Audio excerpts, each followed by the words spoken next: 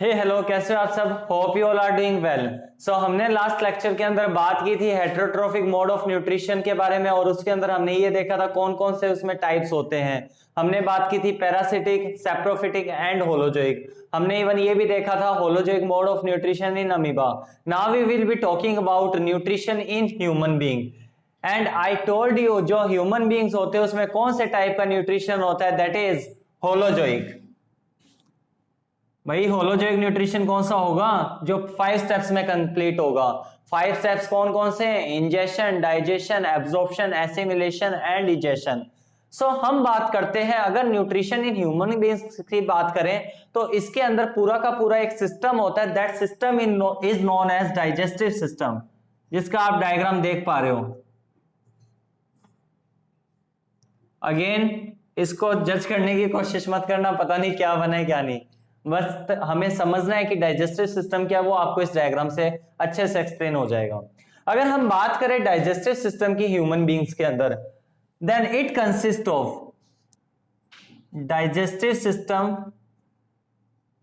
In human beings consist of 2 things, that is elementary canal and associated glands, or we can say digestive glands। अगर हम बात करें associated glands की, these gland helps in digestion. हमने जैसे कि बात की थी 5 स्टेप्स होंगे, ingestion, digestion, absorption, assimilation and digestion. जो एसोसिएटेड ग्लैंड्स होंगे वो डाइजेशन वाले प्रोसेस में हेल्प करेंगे। और एलिमेंट्री कैनाल एक ट्यूब है जिसके थ्रू फूड पास होगा। And this alimentary canal starts from mouth, कहां से स्टार्ट होगी? माउथ से, एंड एंड्स टू एनस। अब हम इन दोनों चीजों को इस डायग्राम के अंदर देखने की कोशिश करते हैं। पहले हम बात करते हैं first process, that is ingestion. Ingestion क्या होगा? Process of intake of food. और हमें पता होना चाहिए कि फूड हम कहां से इनटेक करेंगे, दैट इज फ्रॉम माउथ। ये माउथ क्या होता है? दिस इज नॉट माउथ, केवल ये जो लिप्स है this is mouth. So mouth is guarded by 2 lips only. This is buccal cavity. So in this diagram we can say this is these lips are mouth, and after mouth it leads to a chamber in which teeth and tongue is present. This is known as buccal cavity or oral cavity. And after buccal cavity it leads to a pipe that is known as food pipe, and before that there is an opening, this one, which is known as pharynx, which connects buccal cavity and food pipe. This food pipe is also known as esophagus. After food pipe, this food pipe leads to stomach, this one, which is J-shaped. And after stomach you can see there is a coiled structure which is known as small intestine. And after small intestine it leads to inverted U-shaped large intestine.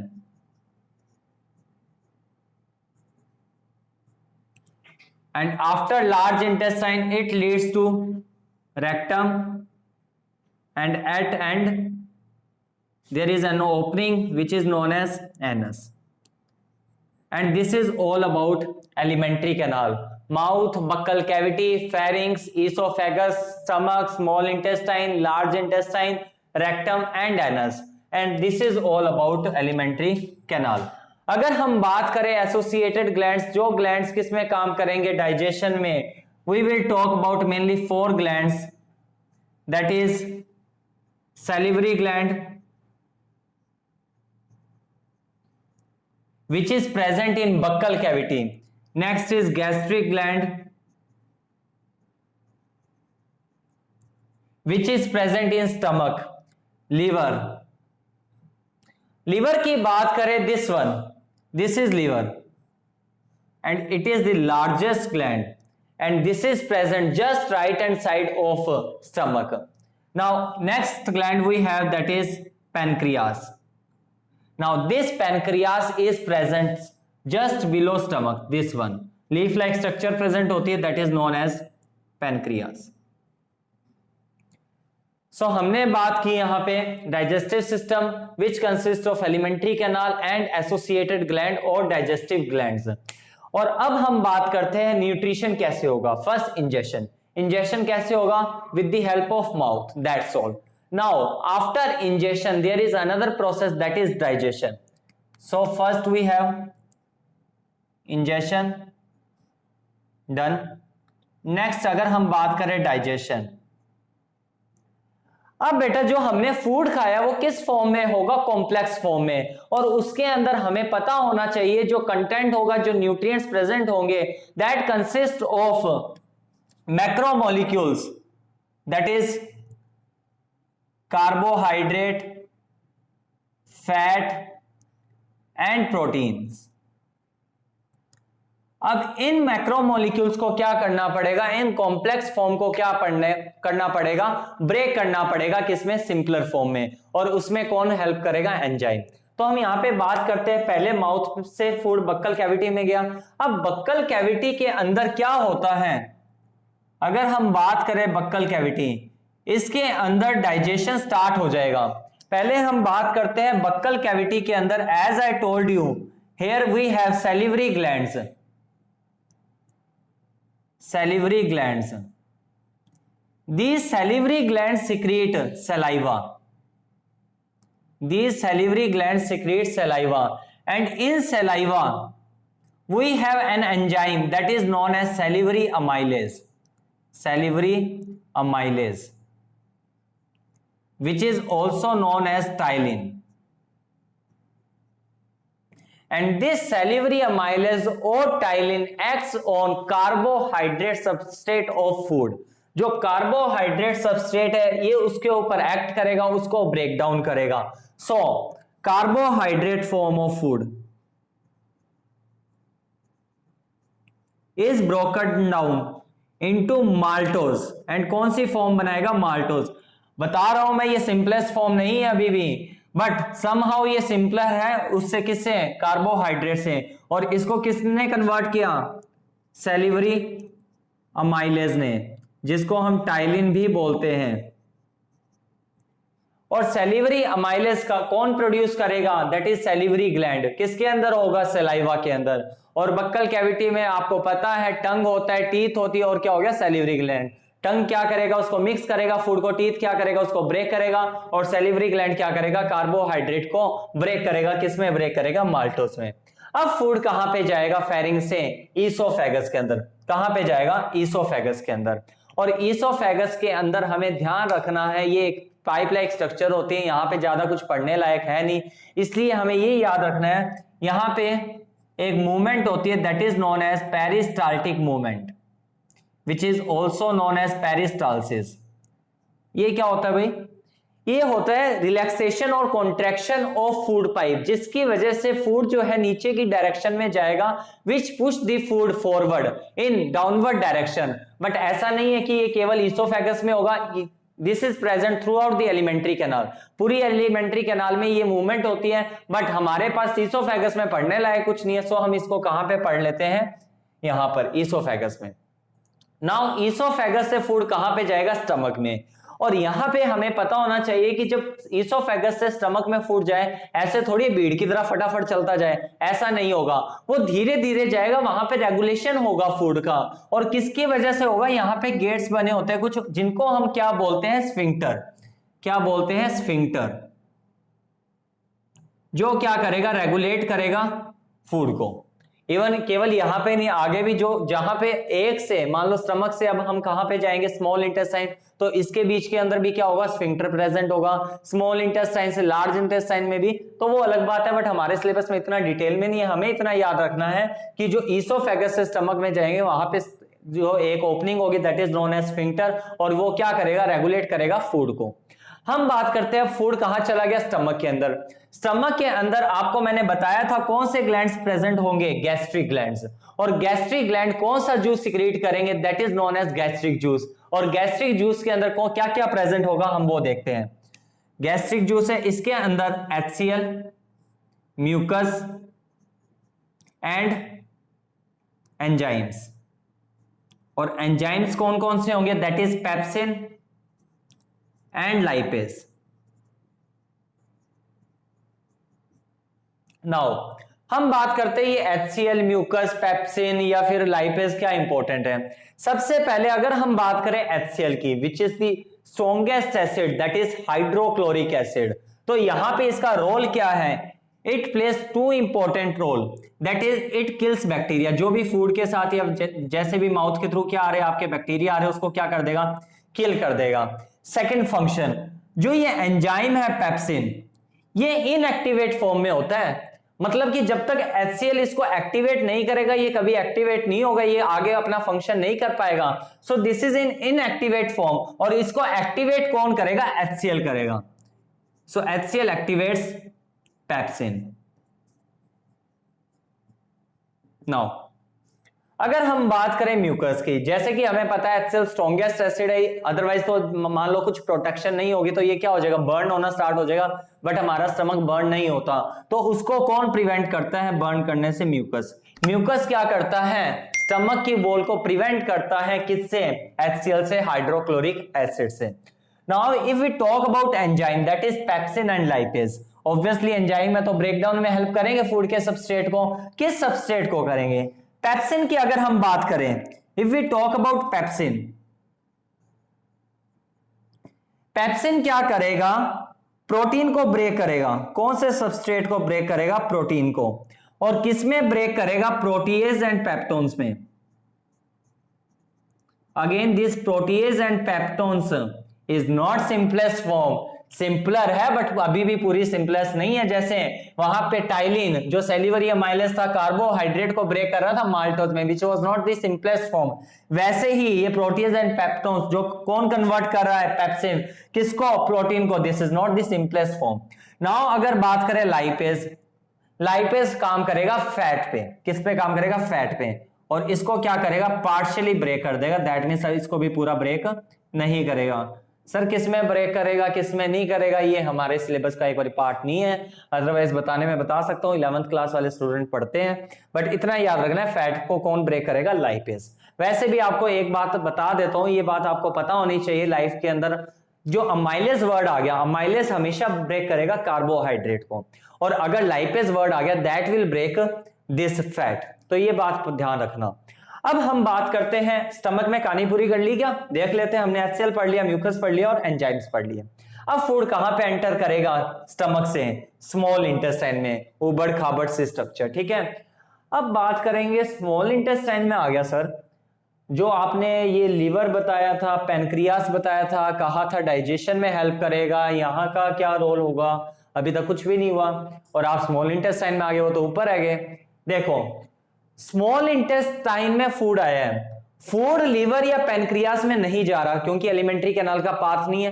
मैंने आपको बताया था elementary canal है वही food का path है, तो वहां पे फूड तो नहीं जा सकता, लेकिन जो लीवर और पैनक्रियास का जूस है वो तो वहां पे आ सकता है स्मॉल इंटेस्टाइन में। तो ये ध्यान रखना, यहां से समझो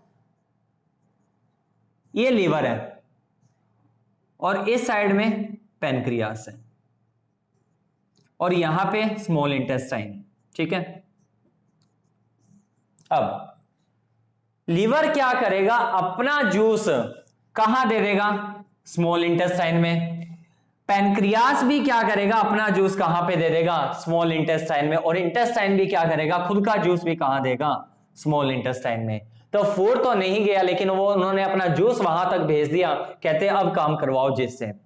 लीवर की बात करें तो liver, this one is the liver and this is the largest gland. और लीवर के अंदर एक स्ट्रक्चर देख रहे हो, this one, this is gall bladder.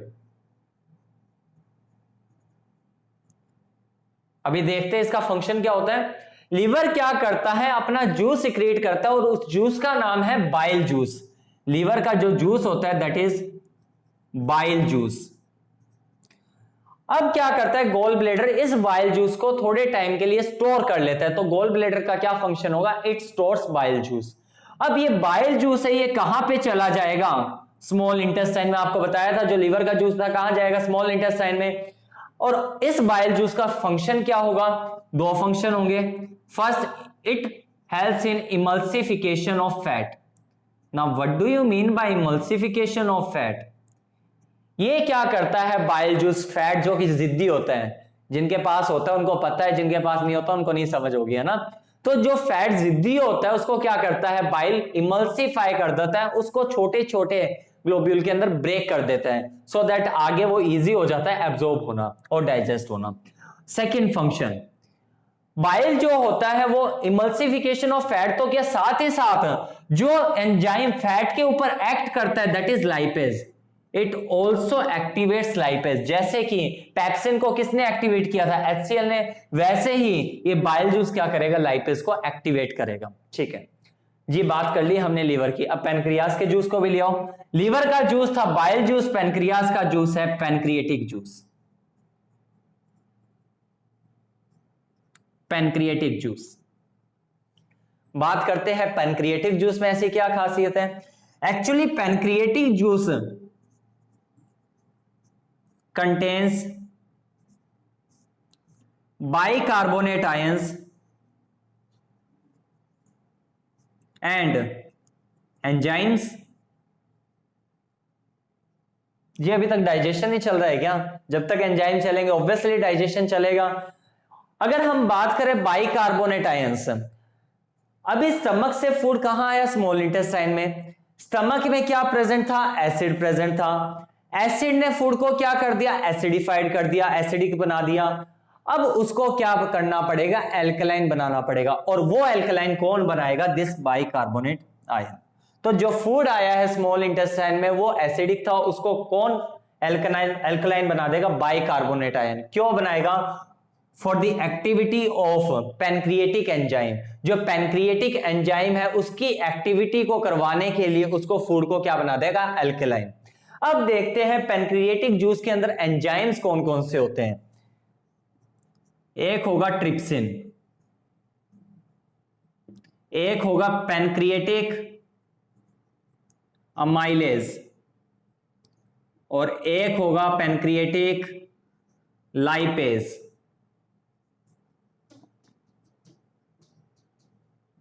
देखो मैंने आपको बताया था अमाइलेज किसके ऊपर काम करेगा, कार्बोहाइड्रेट पे, और लाइपेज किस पे काम करेगा, फैट पे, और पेप्सिन ने किस पे काम किया था, प्रोटीन पे।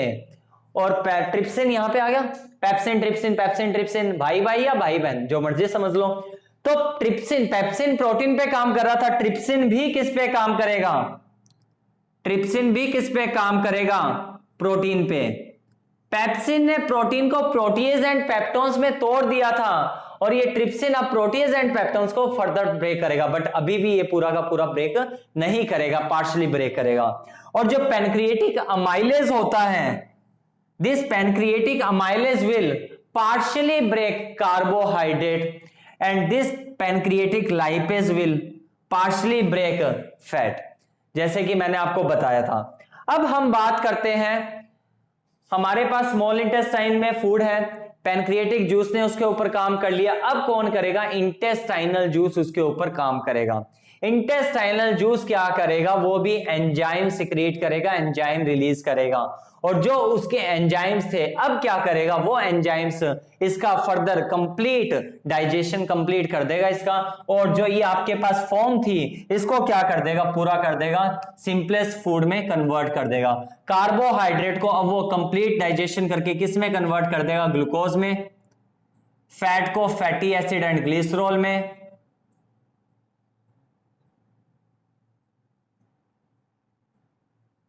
एंड प्रोटीन्स को अमीनो एसिड में। सो जो आपका इंटेस्टाइनल जूस है उसने पूरा क्या पूरा उसको क्या कर दिया, ब्रेक कर दिया। Carbohydrate is broken down into glucose, fat is broken down into fatty acid and glycerol, and proteins is broken down into amino acid. अब हमारा क्या हो गया, डाइजेशन कंप्लीट। 5 प्रोसेस थे, अभी 2 ही प्रोसेस हुए हैं, इंजेशन एंड डाइजेशन। नाउ क्या होगा, एब्जॉर्प्शन। एब्जॉर्प्शन क्या होता है, मैंने आपको बताया था, फूड को कहां तक लेके जाना है, सेल्स एंड टिश्यू तक। कौन लेके जाएगा, ब्लड स्ट्रीम। अब क्या करेगा, स्मॉल इंटेस्टाइन। और एक बात उससे पहले ये भी याद रखना, जो स्मॉल इंटेस्टाइन होती है that is the longest part of alimentary canal. और यहां पे जो हर्बीवोरस होते हैं और कार्निवोरस होते हैं उसमें भी वेरी करती है। हर्बीवोरस में ये क्या होती है, बड़ी होती है। क्यों होती है, क्या रीजन है उसका, क्योंकि वहां पे सेल्यूलोज को डाइजेस्ट करना होता है। लेकिन कार्निवोरस में सिंपल होती है, क्यों, वहां पे केवल मीट को डाइजेस्ट करना होता है, that is the easy one. ठीक है, तो ये बात याद रखनी है हमें। अब बात करते हैं, अभी फूड केवल स्मॉल इंटेस्टाइन में, अब डाइजेशन कहां पे पूरा हो गया, ये भी बात याद रखनी है। स्मॉल इंटेस्टाइन में डाइजेशन कंप्लीट हो चुका, लास्ट साइट ऑफ डाइजेशन पूछे तो क्या होगा, स्मॉल इंटेस्टाइन। अब स्मॉल इंटेस्टाइन में ही क्या शुरू हो जाएगा, दैट इज एब्जॉर्प्शन, और उसके लास्ट पार्ट में। ठीक है, अब एब्जॉर्प्शन कैसे स्टार्ट होगा, एक्चुअली जो स्मॉल इंटेस्टाइन होती है वहां पे फिंगर लाइक प्रोजेक्शंस प्रेजेंट होती है, जिसके चारों ओर ब्लड कैपिलरीज रैप होती है। अब मुझे यह बताना कि अगर मैंने कुछ ऐसी स्ट्रक्चर बनाई है और एक ऐसी स्ट्रक्चर बनाई है, उतने ही स्पेस कवर किए मैंने, यहां पे मैं कितनी बॉल रख सकता हूं, 2 4 6 8, और यहां पे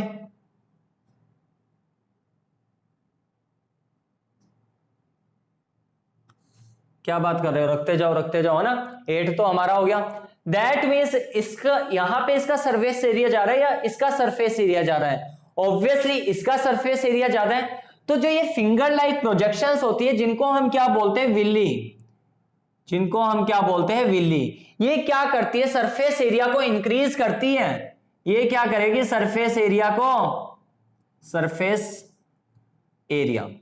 इंक्रीज करेगी, और किसी का भी सरफेस एरिया ज्यादा होगा वहां पे एब्जॉर्प्शन भी क्या होगा, ज्यादा होगा। एक तो यहां से एब्जॉर्ब होना और एक यहां से एब्जॉर्ब होना, तो ऑब्वियसली यहां पे एब्जॉर्प्शन ज्यादा है, तो विलाई क्या करेगी, सरफेस एरिया ज्यादा कर देगी फॉर मैक्सिमम एब्जॉर्प्शन।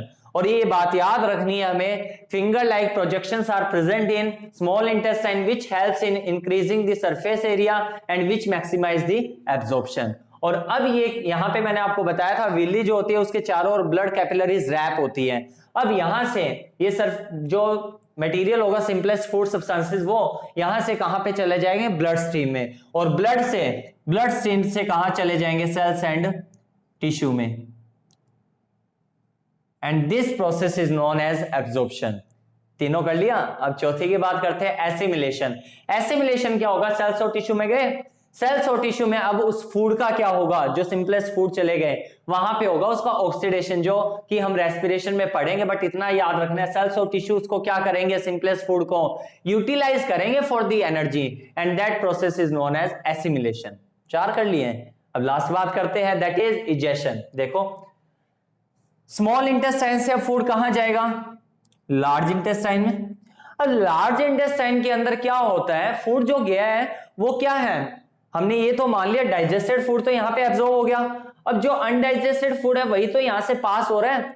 अब यहां पे क्या होगा, लार्ज इंटेस्टाइन के अंदर क्या होगा, जो भी अनडाइजेस्टेड फूड के अंदर वाटर एंड मिनरल्स, और हम कह सकते हैं आयंस, जो भी एक्सेस में प्रेजेंट है वो उसको क्या कर लेगा, एब्जॉर्ब कर लेगा लार्ज इंटेस्टाइन उसको।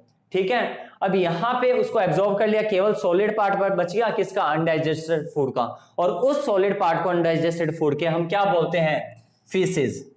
क्या बोलते हैं, फीसिस और फीकल मैटर, जो कि यहां पे रेक्टम में क्या हो जाएंगे, टेम्पररी स्टोर, और जब अर्ज होगी उसको हम किससे थ्रू आउट कर देंगे, थ्रू दी एनस, जो कि एक ओपनिंग होती है, स्फिंक्टर होता है, वहां से अनडाइजेस्टेड फूड पार्टिकल को क्या कर देंगे, remove, and this removal of undigested food is known as egestion. So हो गया ना 5 स्टेप। तो हमारे अंदर जो मोड ऑफ न्यूट्रिशन होता है कौन सा होगा, होलोजोइक। ठीक है, तो हमने यहाँ पे क्या पढ़ा, जो न्यूट्रिशन होगा होलोजोइक 5 स्टेप में पूरा होगा, उसके लिए डाइजेस्टिव सिस्टम होगा, जिसके पास क्या क्या है, एलिमेंट्री कैनाल है, एसोसिएटेड ग्लैंड है, elementary canal, mouth, buccal cavity, pharynx, oesophagus, stomach, small intestine, large intestine, rectum and anus. और ग्लैंड की बात करें तो salivary gland, gastric gland, liver and pancreas, salivary gland कहाँ पे, बक्कल कैविटी में, गैस्ट्रिक ग्लैंड कहाँ पे, स्टमक में, लीवर कहाँ पे है, right side of stomach, and pancreas कहाँ पे, जस्ट बिलो दी स्टमक। और बात करें तो स्टमक, हम बोलते हैं ना पेट, पेट, वो पेट नहीं है ये स्टमक, ये केवल हमारे लेफ्ट साइड में प्रेजेंट होता है, जैसे आप देख सकते हो। जो हम पेट पेट बोलते हैं वो ये है एब्डोमिनल पार्ट, ठीक है, वो एब्डोमेन होता है। तो हमें ये पता होना चाहिए। और हमने यहाँ पे पढ़ा माउथ से तो इंजेक्शन हो जाएगा। डाइजेशन की बात करें तो डाइजेशन के केस में बक्कल कैविटी से शुरू होगा और स्मॉल इंटेस्टाइन में पूरा हो जाएगा, जो कि हमने अभी डिटेल में देखा था। और उसके बाद हम बात करें क्या होगा, एब्जॉर्प्शन, वो भी स्मॉल इंटेस्टाइन में होगा, विली के थ्रू।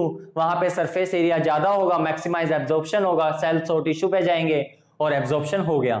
अगर हम बात करें एसिमिलेशन, सेल्स टिश्यूज को यूज करेंगे किसके लिए, एनर्जी के लिए, that is assimilation. And last one is digestion, जो स्मॉल इंटेस्टाइन से अनडाइजेस्टेड फूड था वो लार्ज इंटेस्टाइन से जाएगा, रेक्टम में स्टोर होगा और कहां पे, थ्रू आउट हो जाएगा, through the anus, and that is known as digestion. और स्मॉल इंटेस्टाइन क्या होता है, longest part. So this is all about nutrition in human being. Obviously it is very interesting because हम हमारे बारे में पढ़ रहे हैं। So हमारा न्यूट्रिशन यहाँ पे कंप्लीट हो चुका है। Now we will be talking about the second life process, that is the respiration. So मिलते हैं नेक्स्ट वीडियो में। Okay, bye, thank you.